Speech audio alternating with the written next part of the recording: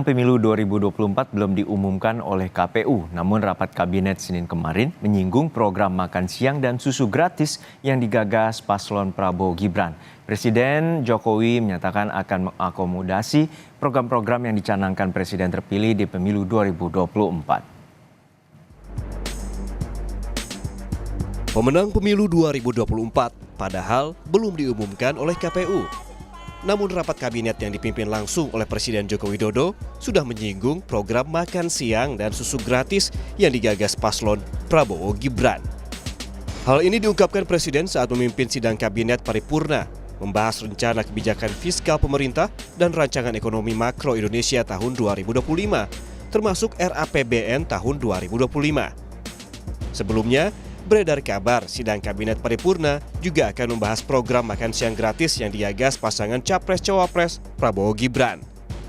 Presiden memang tidak secara gamblang menyebut sidang kabinet ini membahas program makan siang gratis. Namun, Jokowi memastikan rancangan kebijakan fiskal 2025 akan mengakomodasi program-program dari Presiden terpilih di Pilpres 2024. RKP tahun 2025 dan kebijakan fiskal ini adalah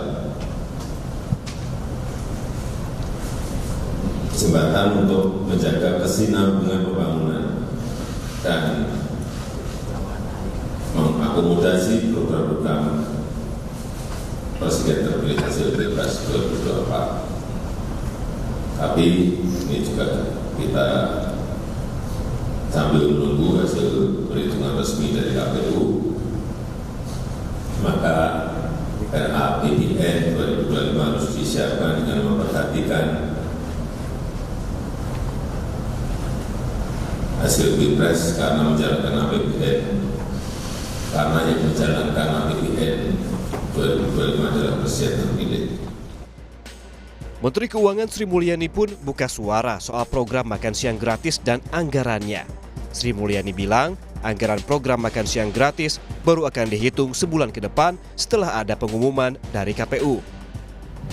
Kan ini nanti masih di dalam program, kalau detail ya kita lihat di dalam pembahasan mengenai pagu indikatif dari masing-masing kementerian lembaga. Nah ini nanti kita lihat dari existing program dengan apa yang akan masuk baru, dan itu nanti akan dihitung dalam sebulan ke depan. Gitu ya. Sementara Menko Bidang Perekonomian Erlangga Hartarto memastikan program-program utama Capres-Cawapres Prabowo Gibran, salah satunya program makan siang gratis, dapat mulai dilaksanakan tahun depan. Jika resmi ditetapkan KPU sebagai pemenang Pilpres, Erlangga bilang program ini dapat berlanjut meskipun pengeluaran negara akan lebih besar dari pendapatan atau defisit APBN, sekitar 2,4 hingga 2,8%.